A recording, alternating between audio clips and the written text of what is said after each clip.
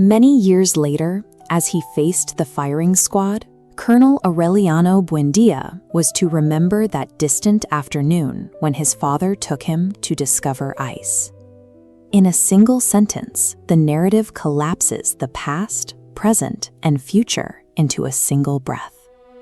Gabriel García Márquez built the foundation for this epic by drawing from his own childhood.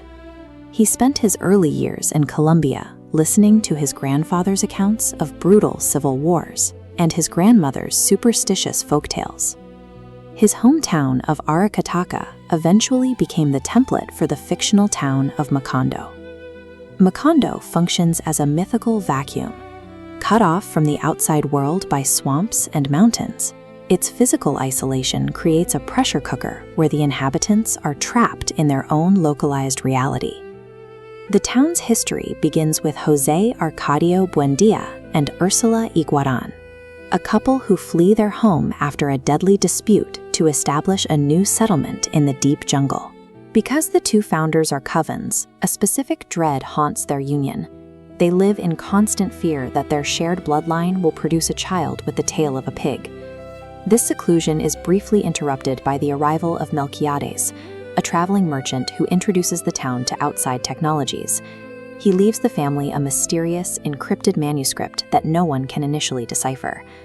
While José Arcadio eventually descends into a madness fueled by his obsession with these new inventions, Ursula assumes the role of the family's pragmatic anchor, struggling to maintain order as their reality begins to fray. By retreating into the wilderness to escape their past, the founders establish a precedent of profound isolation. This physical and mental seclusion sets a pattern for the family line, sentencing future generations to a shared, solitary fate. Time in Macondo operates as a repetitive circle. Each generation finds itself reliving the same patterns, doomed to recreate their ancestors' tragedies. This circular family tree illustrates how that repetition functions. Over 7 generations, the family recycles the exact same names. The José Arcadios inherit an impulsive, giant, and driven temperament. The Aurelianos lean toward the opposite extreme, withdrawn, lucid, and defined by deep internal solitude. This world is governed by magical realism, a style where supernatural events, like levitating priests or a 5-year rainstorm, occur alongside mundane household chores. Márquez insisted that these flourishes were a form of journalism. He used them to reflect the actual, lived experience of Latin America, a region where historical extremes and political shifts frequently defy conventional logic. The family's repeating names and magical environment symbolize a continent struggling to break free from a cycle of historical mistakes.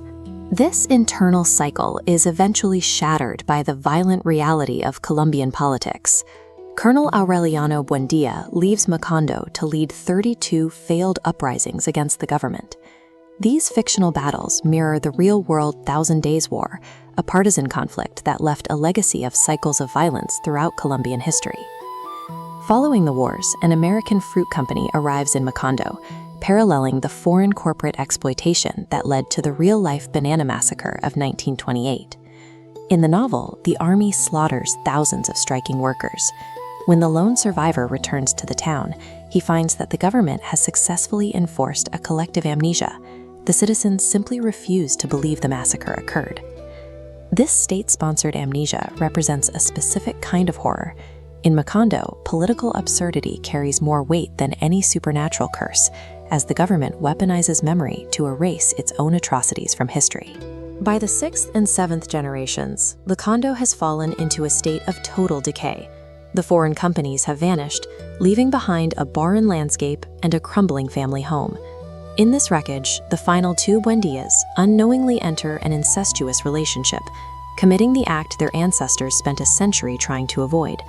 The original prophecy is realized. Their child is born with the tail of a pig, only to be dragged away and devoured by ants.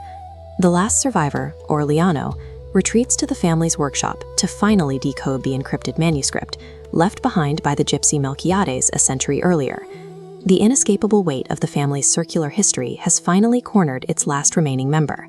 He discovers that the manuscript is a perfect chronicle of his entire family. He is reading the very novel we are holding, translating his own present moment in real time. As he reaches the final line, a catastrophic windstorm begins to tear the town apart. Macondo and the Buendía lineage are scoured from the earth, being erased exactly as the gypsies' ancient prophecy had predicted. Márquez later linked this destruction to the central theme of his Nobel Prize lecture, a warning that societies which fail to foster genuine connection and refuse to remember their own history will inevitably succumb to their own ultimate solitude. 100 Years of Solitude concludes with a stark reality that the generations doomed to a century of solitude do not get a second opportunity on Earth.